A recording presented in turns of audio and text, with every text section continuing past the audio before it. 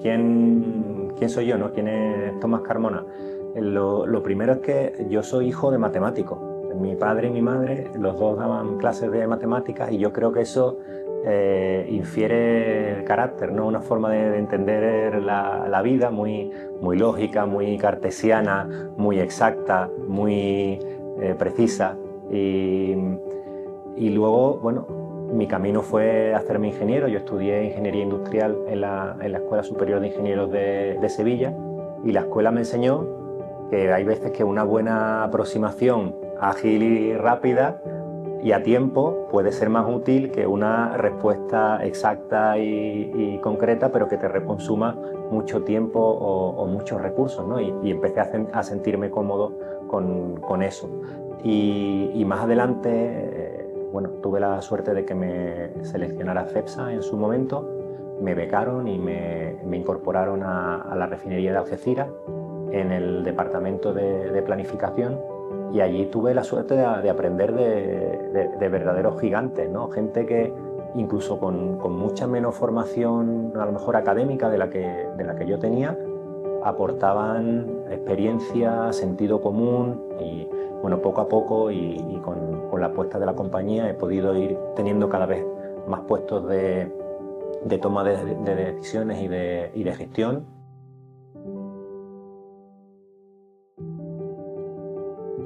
Yo recuerdo dos momentos profesionales. Yo empiezo como analista, como planificador, haciendo modelos, haciendo análisis sesudos, con tiempo, proponiendo alternativas. Y en un momento me piden si me puedo hacer cargo de la programación de operaciones. La programación consiste en tomar las decisiones que día a día requiere la planta, la refinería, para seguir funcionando. Pues qué instrucciones das, qué barco prioriza frente a otro, cómo hacen una mezcla de productos, qué instrucciones productivas le da a una unidad.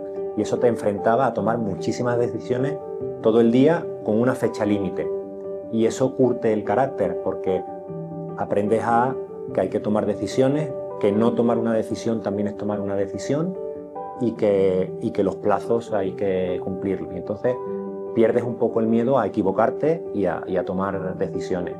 Y eso creo que te ayuda a entender el negocio. Y luego, bastante más adelante en mi carrera, con un background muy técnico y muy de operaciones y muy de refino, me invitan a dirigir lo que en aquel momento era el embrión de la primera oficina, el primer departamento de cadena de valor integrada que se crea en la compañía. Y claro, desde mi conocimiento parcial del negocio, tenerme que enfrentar a darle servicio desde al comercial, al logístico, al trader, desde mi desconocimiento, me obliga a preguntar mucho, a aprender mucho, a ponerme en los pies de los demás y a entender desde la importancia del dato a las necesidades operativas y comerciales de todos los eslabones. Entonces, eso, unido a mi capacidad de tomar decisiones, creo que me ha ayudado a poder enfrentarme a un problema que es muy grande, pero que se sobrelleva, ¿no? con práctica y con ayuda.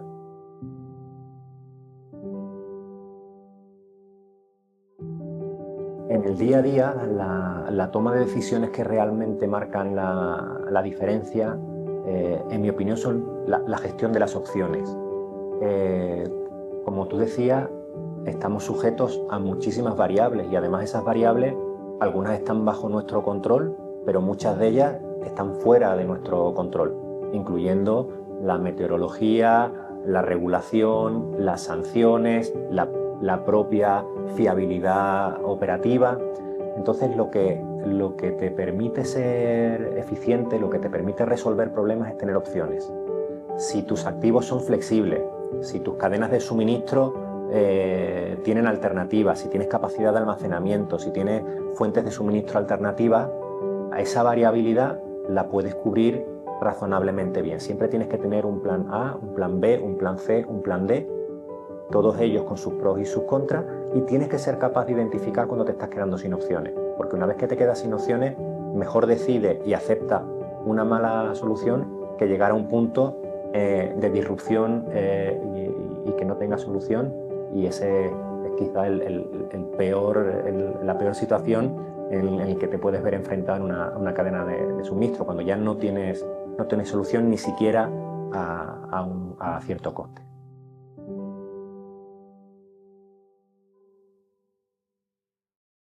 Desgraciadamente rompen por todos lados.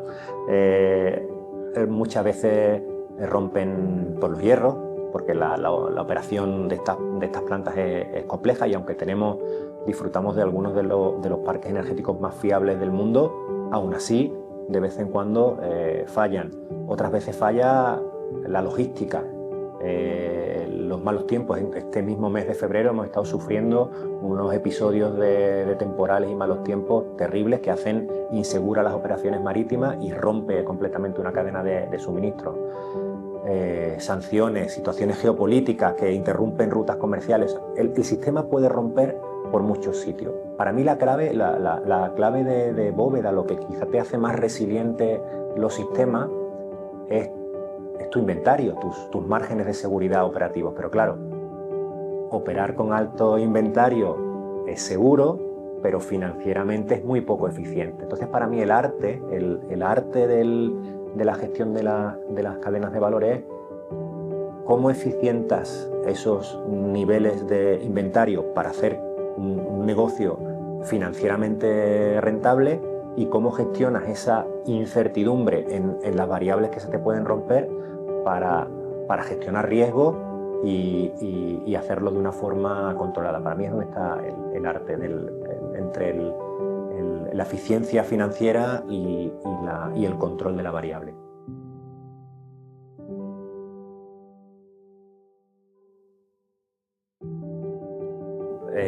¿Qué cosas han cambiado y qué cosas permanecen dentro de este proceso de toma de decisiones en cadenas complejas? O sea, la tecnología ha supuesto un cambio y un apoyo enorme, y sigue siendo una gran revolución. Yo recuerdo que cuando empecé a trabajar en la refinería, la primera función que hacían los operadores por la mañana era imprimir en una impresora la situación de los inventarios, y luego una tarea que la llamaban el punteo, que era pasar esos datos a una hoja de papel milimetrado y con escuadra y cartabón hacer una programación a mano de lo que te iba a pasar. Las herramientas de programación lineal eran, pues, los ordenadores más grandes que había en la compañía estaban para hacer unos modelos muy simples de programación lineal que corrían durante toda la noche, y si a la mañana siguiente te dabas cuenta de que habías metido mal un dato, lo que habías hecho no te servía para nada. Entonces, al final tirabas mucho de la intuición, de la experiencia de gente con mucho saber hacer, y apoyado en un dato pues muy mejorable. En todo este proceso eso se ha cambiado, llegó la revolución de las hojas de datos, pues de Excel y similares, y ahí fue cuando yo tuve mis primeros contactos con Baobab, y nos ayudaron muchísimo a desarrollar herramientas de ayuda a la toma de decisión. Y yo diría que hoy el Excel es a la IA lo que el papel milimetrado fue al Excel hace 15 o 20 años. La revolución de la forma de la gestión de los datos te permite al que toma las decisiones hacerlo con una base mucho más sólida y con mucho más criterio que la propia intuición. Sin embargo, creo que la intuición no se pierde nunca. Hay un valor de la experiencia, y sobre todo de que, lo que te decía antes, dentro de las distintas opciones, tener el saber ponderar los riesgos. Yo creo que son la revolución del dato, la revolución digital, será siempre un apoyo, pero la decisión y la responsabilidad sigue siendo la de una persona que conoce el negocio y tiene la experiencia.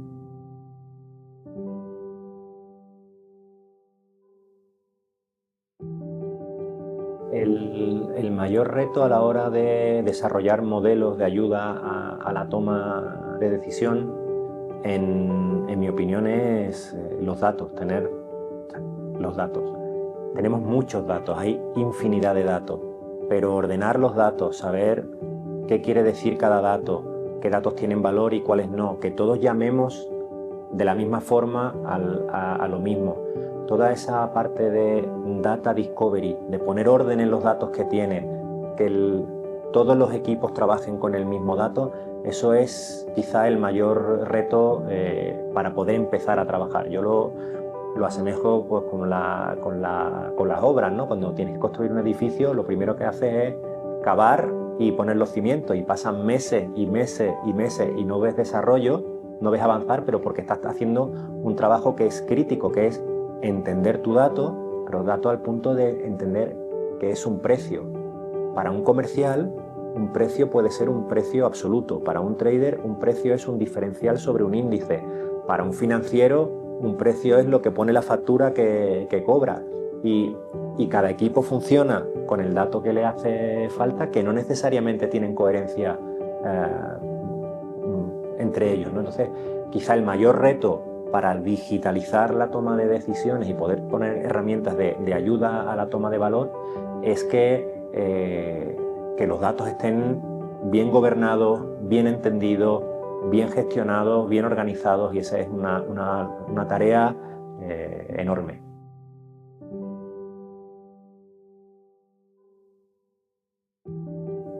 Ahora mismo, donde las herramientas de inteligencia artificial o la gestión de datos avanzada aportan más valor a la toma de decisiones, yo las agruparía en dos bloques. Hay una parte de gestión de datos en bruto que se puede aplicar con modelos de estimación de demanda, de fiabilidad de la producción,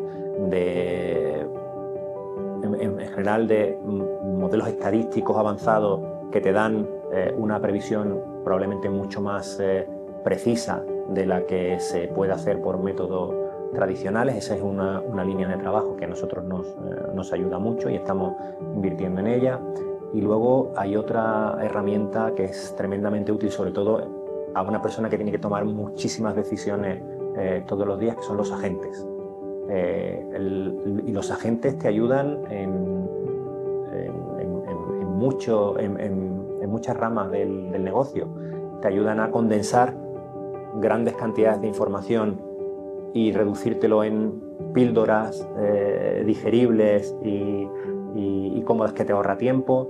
Te ayudan para hacer tareas sencillas que tú las tendrías mecanizadas, pero liberas ese tiempo para poder concentrarte en el problema.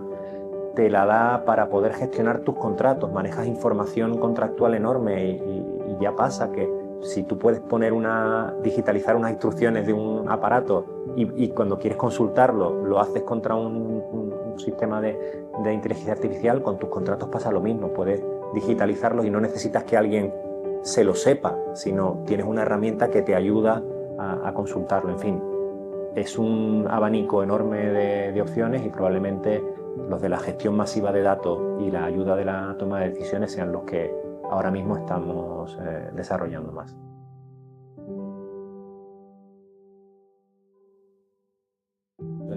Los retos principales para que se den estos cambios digitales son, por un lado, tecnológicos, pero yo creo que los retos tecnológicos, como toda tecnología que te ayuda y te hace la vida más fácil, se adoptan con cierto entusiasmo y sencillez. A lo mejor lo que requieren es formación de las personas, a lo mejor cambio en la forma de trabajo, pero quizá el reto más importante es el reto cultural.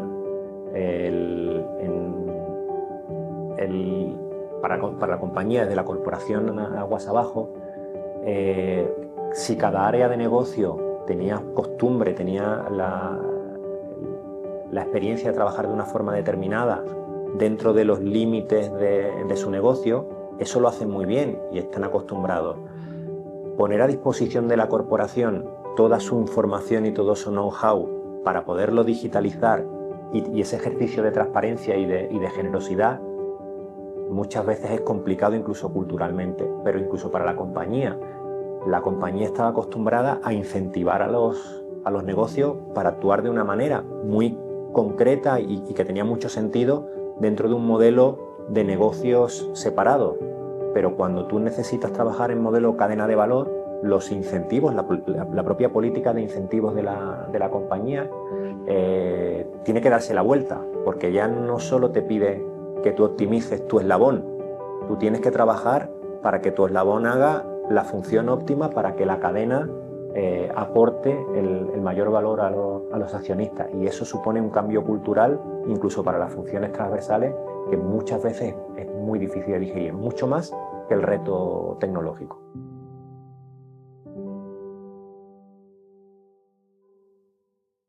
Estamos en eso, ¿no? Ahora hay muchos momentos de esos, de momento bombilla, ¿no? Lo recuerdo particularmente con el... Nosotros en Mueve tenemos una división de asfaltos, ¿no? Que es un negocio tremendamente volátil y con muchas complejidades, ¿no? Y lo han llevado gente con mucha experiencia.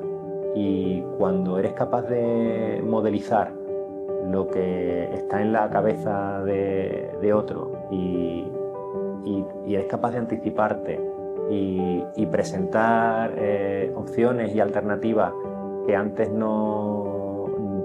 con las herramientas que había no se podían tener, supone, pues como todo proceso de aprendizaje, ¿no? un periodo al principio de incertidumbre, otro periodo de aceptación y finalmente espero que lleguemos a un periodo de entusiasmo y de compra absoluta del modelo que nos hará ser mucho más eficientes.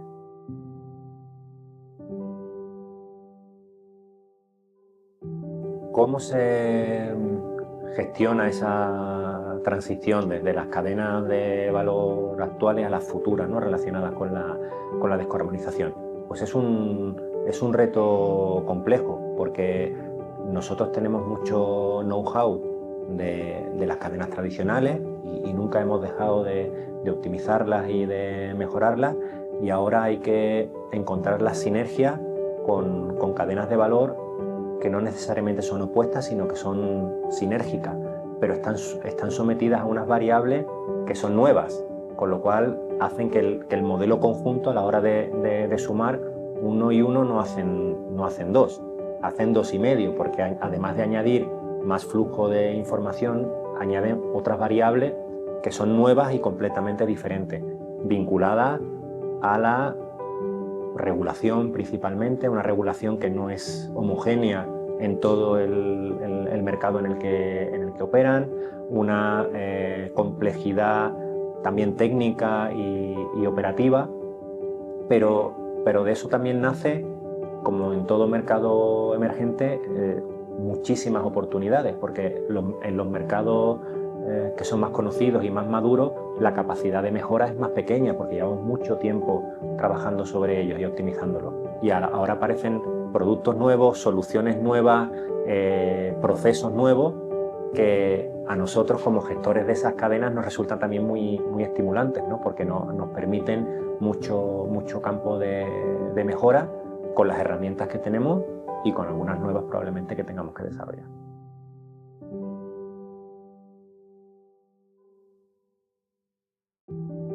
La forma de gestionar pues las responsabilidades medioambientales, financieras, con la eficiencia, en Mueve las tenemos muy claras. En Mueve las responsabilidades medioambientales y de seguridad son condiciones precedentes. No nos permitimos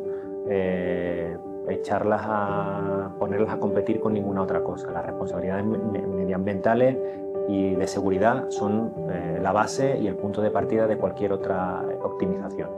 Y ahora, en cuanto a la gestión de las cadenas, en los mercados maduros el foco suele ser en la optimización y la eficiencia de las operaciones y la reducción de costes, mientras que en las nuevas cadenas de valor la competición es por el desarrollo de la mejor solución, el riesgo y la apuesta por tecnologías que, aún sin estar maduras dentro de nuestra posición estratégica y de compañía, pensamos que van a ser las soluciones del futuro, y entonces ahí la audacia, la rapidez y la capacidad de implementar esas soluciones, que a lo mejor no son óptimas, pero pueden servir y ayudar a desarrollar algo que es una tecnología aún naciente, puede ser la que te haga la diferencia.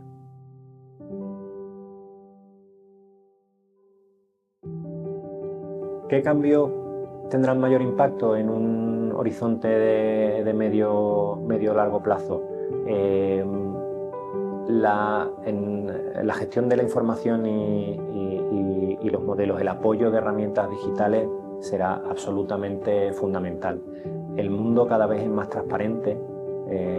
Antes las cadenas de valor, que son muy complejas, había lugar para actores que se apalancaban en sus nichos de conocimiento o de mercado y eran actores dentro de esa cadena. Cada vez hay menos espacio porque el mundo es cada vez más transparente, cada vez hay más datos, hay más conocimiento, hay más capacidad para entender la cadena de valor completa, con lo cual hay actores de nicho que probablemente dejarán de tener ese valor y las empresas que sobrevivan, las que sean campeones en su sector, probablemente serán las más digitales, las más ágiles, las que puedan apoyar su toma de decisiones con los modelos.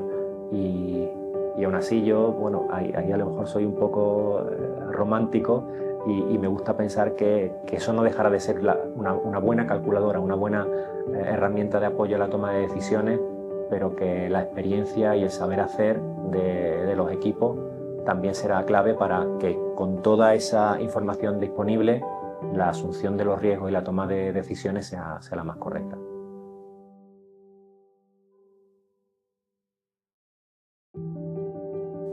¿Qué hábito semanal debería cultivar alguien que empieza? El primero es la curiosidad. Lo bueno de ser nuevo es que se te permite no saber, y como se te permite no saber, se te permite preguntar todo lo que se te ocurra. Yo he aprendido preguntando. Yo, por mucha formación académica que tuve, yo he aprendido de la gente que ha hecho el trabajo antes que yo y preguntando. Y es algo que yo agradezco de mis mayores y que intento transmitir a la gente que colabora conmigo. Pero como eso requiere tiempo y hay que hacerlo de forma estructurada, yo un hábito que tengo con la gente más joven de mis equipos es organizar a la semana un ratito de preguntas para que la persona que es nueva y que está involucrada en el trabajo de día a día y que ve pasar cosas que muchas veces no son claras o por qué pasan, las apunta, va haciendo una lista y entonces al final de la semana o al principio de la semana siguiente tenemos un ratito de preguntas en las que dialogamos, me preguntan lo que no entienden, yo les explico lo que sé o les ayudo a que ellos busquen sus propias respuestas, pero creo que cultivar la curiosidad y plantearte cómo se hacen las cosas, intentar encontrar tus propias respuestas y pedir ayuda es crítico, no tener miedo a preguntar y a pedir ayuda.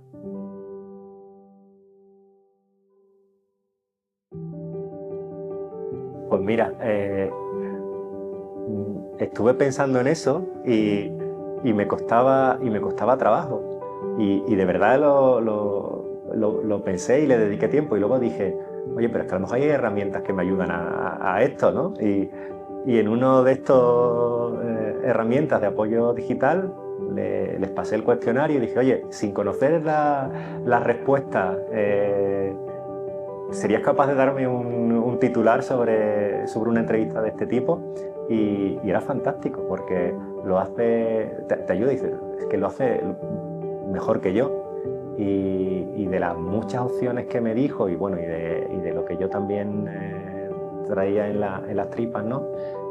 Había una que me gustó particularmente que decía de la intuición al modelo, la evolución de la toma de decisiones en las cadenas de valor.